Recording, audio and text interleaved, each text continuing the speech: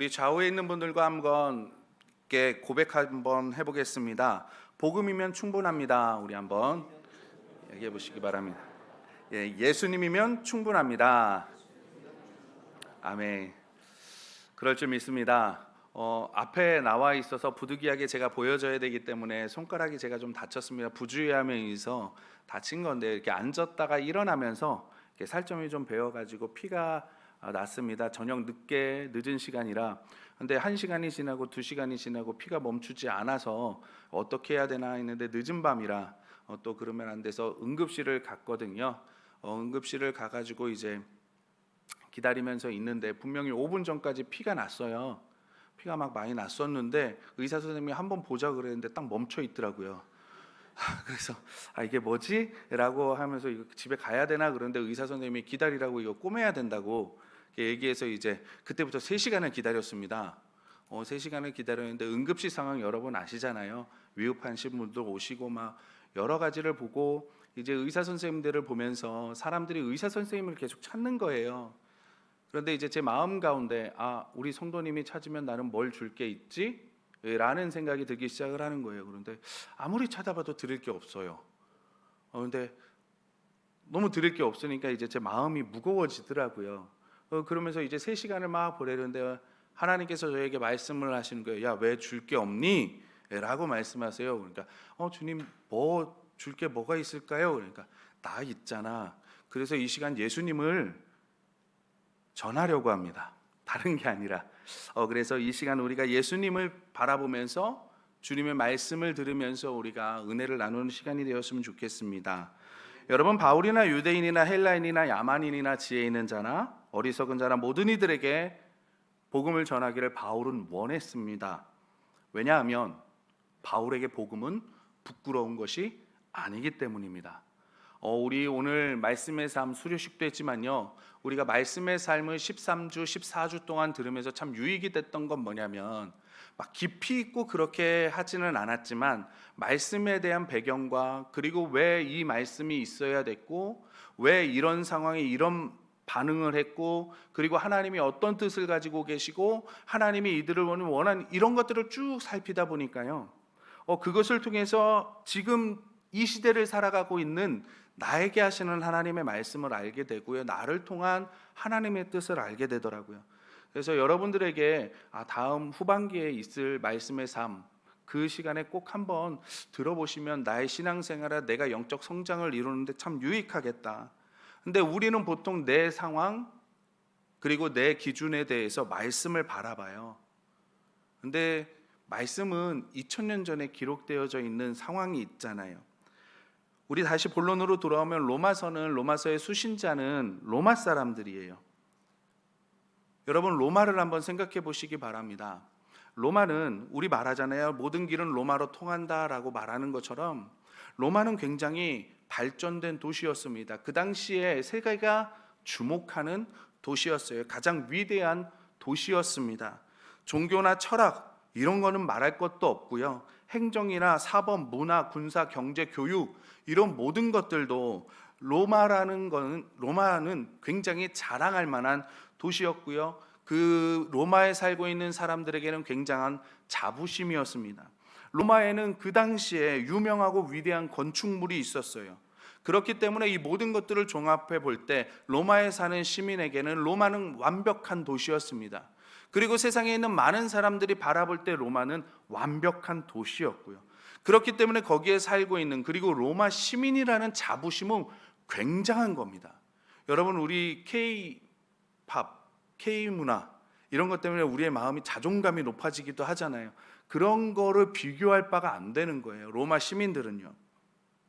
반면에 이런 로마의 복음을 이야기해야 되는 바울을 한번 생각해 보시라고요. 바울은요, 로마의 식민지 중에 한 나라의 백성입니다. 사람입니다. 그리고요, 바울이 이야기하는 예수 그리스도는요, 그 식민지 중에 가장 가난한 지역에 그리고 자기 민족에게도 버림받은 사람들이에요.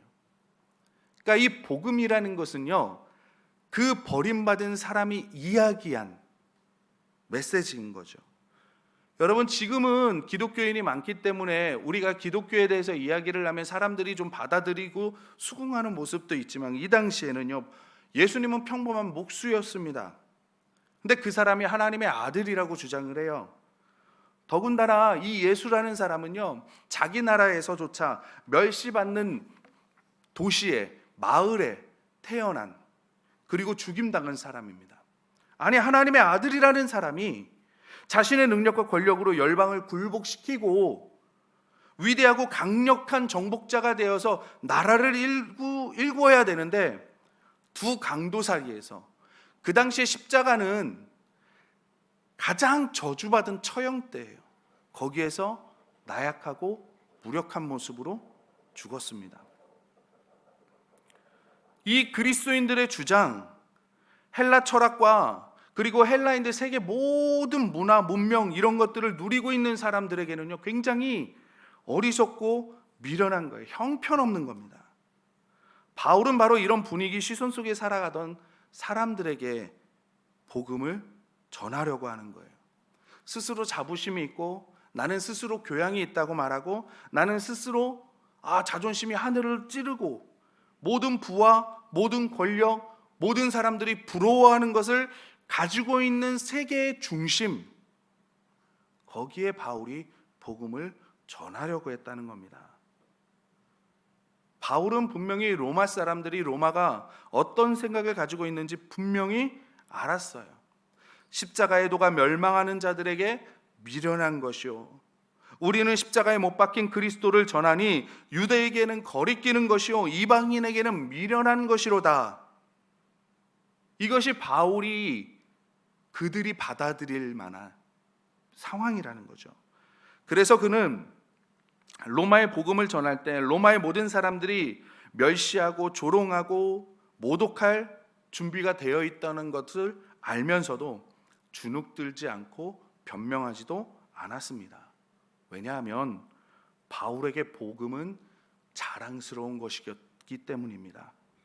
복음은 영광스러운 것이었기 때문입니다. 바울에게 복음은 능력이었습니다. 오직 부르심을 받은 자들에게는 그리스도는 하나님의 능력이요 하나님의 지혜니라. 아멘. 왜냐하면 이 로마 사람들도 복음을 드려야 하기 때문입니다. 이 로마 사람들이 소유하고 믿는 것, 그것과 복음은 비교할 수 없는 무한하고 그리고 영원한 가치를 가지고 있기 때문이었습니다. 여러분, 그런데 놀라운 것은 뭐냐면, 현대를 살아가는 사람들이 복음을 대하는 것, 예수 그리스도를 대하는 것이나 지금 2000년 전에 로마 사람들이 그 복음을 듣고 대하는 상황들이나 너무 닮아 있다는 사실이죠. 여러분 생각해 보십시오. 10년, 20년, 30년 전만 해도요, 우리 교회가 하나님의 말씀이 예수 그리스도가 이렇게 멸시와 조롱을 당하지 않았습니다. 그런데 요즘은 어떻습니까? 완전히 태도가 바뀌었습니다. 사람들은 교회를 멸시하고 예수 그리스도를 조롱합니다. 복음을 무시합니다. 미련한 것이라고 말합니다.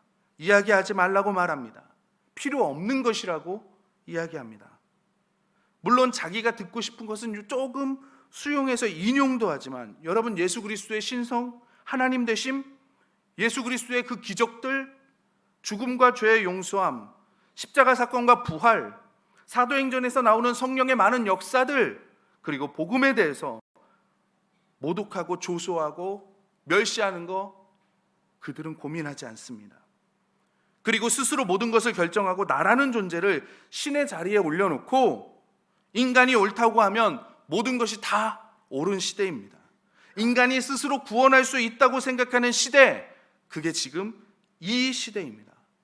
그리고 거기에 하나님을 얘기하고 예수 그리스도를 얘기하고 말씀을 얘기하고 복음을 얘기를 하면 바보 취급하고 미련한 사람 취급을 합니다. 시대에 뒤처진 사람이라고 이야기를 합니다. 그럼에도 2000년 전 바울이 그랬듯이 오늘날 저와 여러분도 이 복음을 믿고 우리는 전해야 합니다. 우리가 이런 시선 속에서도 당당히 외쳐야 할 수 있는 이유는 바로 바울과 같은 이유일 것이라고 저는 믿습니다. 믿음의 선진들과 믿음의 선배들과 같은 이유일 것입니다. 복음이 자랑스러운 겁니다. 복음의 능력을 믿기 때문입니다. 복음이 무한한 가치를 가지고 있다는 것을 저와 여러분은 알기 때문입니다. 주 예수보다 더 귀한 것이 없음을 우리는 알기 때문에, 복음만이 영원함을 우리는 알기 때문에요. 사랑하는 성도 여러분, 2000년 전 바울에게 조롱과 멸시의 눈으로 바라보던 이들이 지금 어떻게 되었는지 살펴보십시오. 복음을 거부하던 도시, 복음을 거부하던 나라들이 지금 어떻게 되었는지 살펴보십시오. 그렇습니다. 세상의 유일한 희망은 예수 그리스도의 복음을 믿는 것뿐입니다. 오늘 본문 말씀을 통해서 이 바울이, 그리고 믿음의 선진들이, 믿음의 선배들이 이렇게 선포할 수밖에 없는 이유를 우리가 살펴보며 은혜를 나누고자 합니다. 첫 번째는 복음은 구원의 길입니다. 세상에서 말하는 인생과 인생의 문제, 생각이나 사상들, 여러분, 사람들이 다 만든 겁니다. 현대에서도 최고의 사상이라고 말하면 우리는 철학을 말할 겁니다. 저는 철학에 대해서 잘 모르지만 그래도 우리가 기본적으로 토레스, 아리스토텔레스, 플라톤, 소크라테스 다 한 번쯤은 들어보셨잖아요. 이런 사람들이 있습니다. 그리스 로마 사람들이에요. 헬라 철학으로 무장한 사람들입니다. 그런데 그리스 로마에 여러분 얼마나 많은 신전이 있고 사원들로 가득했는지 아십니까? 최고의 지성인이라고, 그 시대의 최고의 지식인이라고, 나만 따라오면 된다고 말하는, 그리고 최고의 부유한 자들이 사는 곳에 수많은 우상들이 있었고 그들은 그 우상들을 섬겼습니다. 사도행전 17장 바울이 아덴에서 하는 설교만 봐도 그렇습니다. 그 당시에 아덴은요, 지성인 지식인들이 모여 있는 곳입니다. 그곳에서는 항상 철학을 논했습니다. 로마의 주요 도시 중에 하나였고요. 그래서 상당한 부도 소유한 도시였습니다. 그런데 바울이 가본 아덴이라는 도시는요, 발에 치일 정도로 많은 우상들이 있던 곳입니다. 신전이 있었습니다. 그리고 어느 우상에게는요, 알 수 없는 신이라는 이름을 붙여놓고 그들이 숭배했습니다. 그러면서 그들은 광장에 모여서요, 자신들의 사상, 자신들의 철학, 자신들의 지식을 자랑했습니다. 여러분, 얼마나 공허한 겁니까? 얼마나 아이러니합니까? 바울이 볼 때 지식과 사상, 철학의 자부심을 가지고 자랑하는 것처럼 들리는 것이 아니라요, 인간에게 있는 그 유한함, 그 유한함에 오는 불확실성, 그리고 그 불확실성에 오는 그 두려운 마음에 외치는 소리밖에 들리지 않는 거예요. 인간의 한계와 문제를 해결하지 못하는 그 무능력함에 대한 고백처럼밖에 들리지 않았습니다. 여러분, 복음은 추론이나 사상이나 이상이 아닙니다. 복음은 진리입니다. 복음은 사람이 만들어낸 것이 아니라 하나님께서 직접 계시해 주신 변하지 않는 말씀입니다. 그래서 갈라디아서에서 바울은 이렇게 고백합니다. 형제들아, 내가 너희에게 알게 하노니 내가 전한 복음은 사람의 뜻을 따라 된 것이 아니니라. 이는 내가 사람에게서 받은 것도 아니요 배운 것도 아니요 오직 예수 그리스도의 계시로 말미암은 것이라. 아멘. 여러분, 오늘날에도 마찬가지입니다. 물론 2000년 전과 많은 것들이 바뀌었겠죠.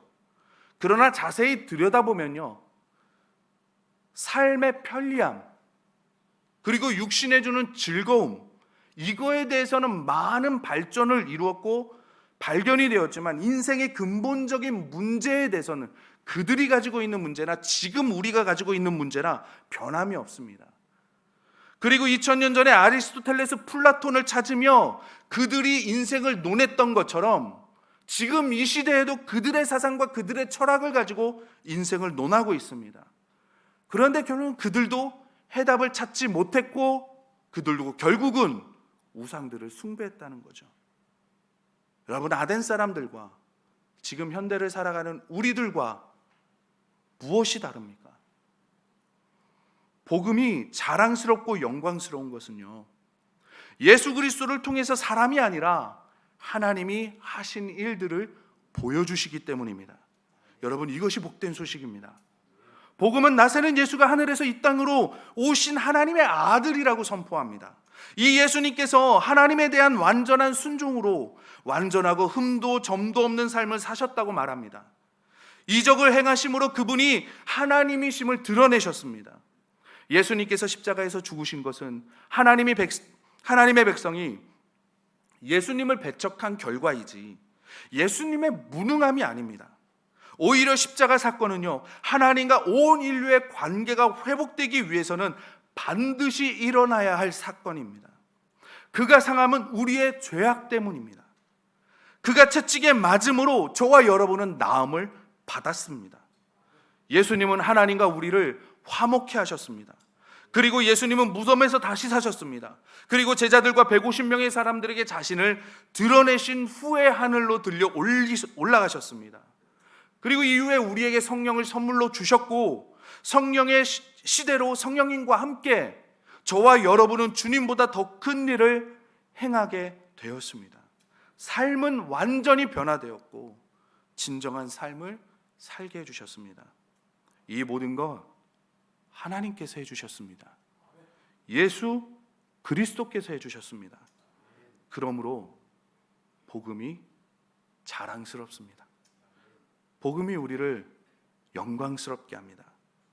예수님은 나의 참 기쁨이고 예수님은 나의 참 소망입니다.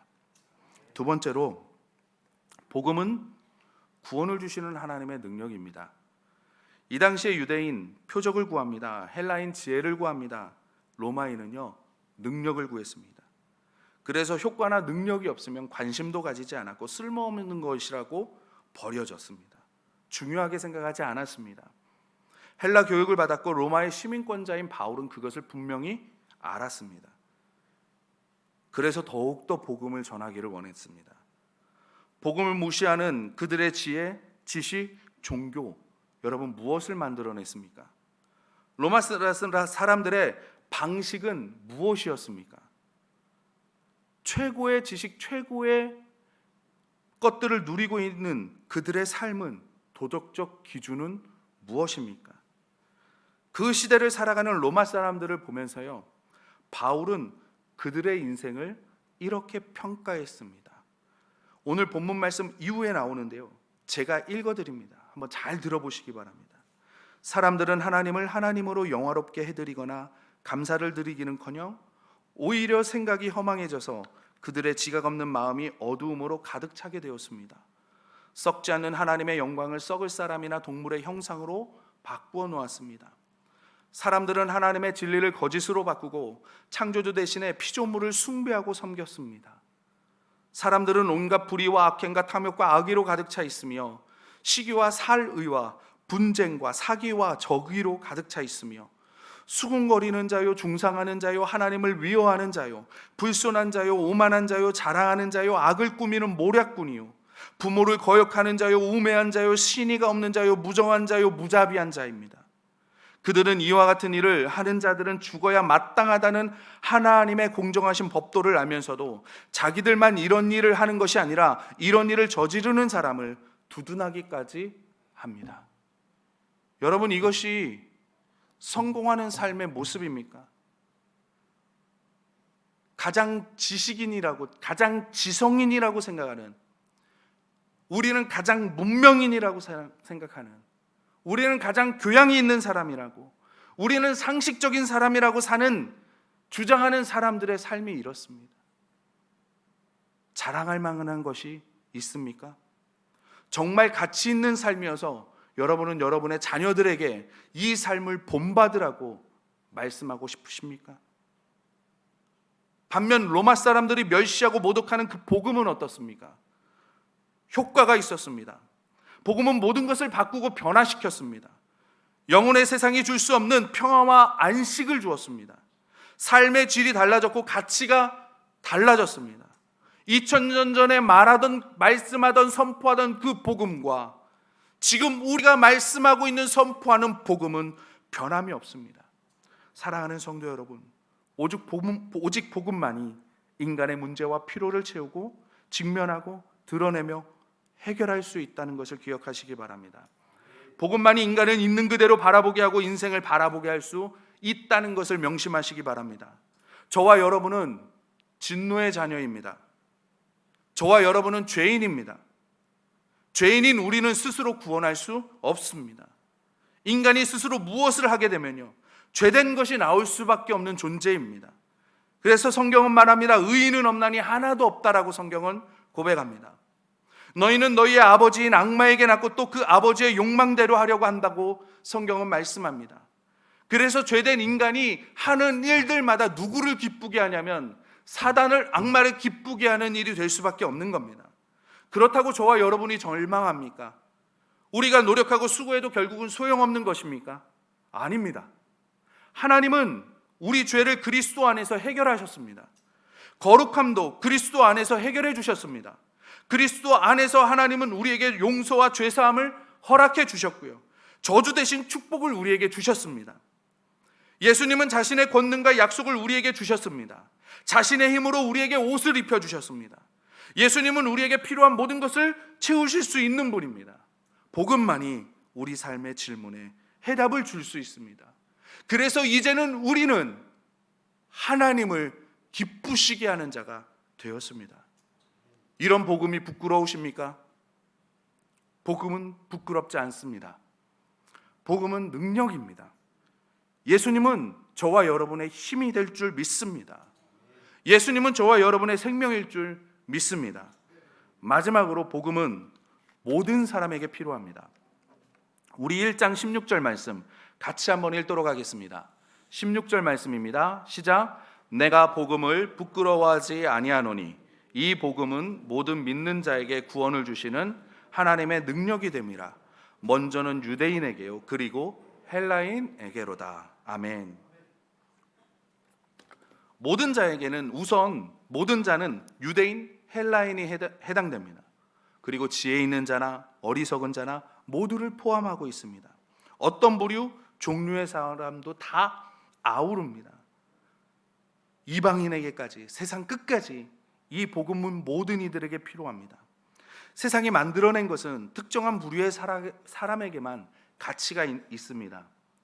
그러나 복음은 누구든지 어떤 사람이든지 상관없이 그들을 위해 존재해요. 복음은 우리 모두를 하나님 앞에 서게 하고 모든 차별을 무너뜨리거든요. 복음은 우리의 약함과 무력함 때문에 하나님의 능력만을 의지하게 해줍니다. 부한 자나 가난한 자나, 지혜로운 자나 어리석은 자나, 위대한 자나 작은 자나, 유대인이나 이방인이나 야만인이나 문명인이나 노예나 자유자와 같은 구분이 없습니다.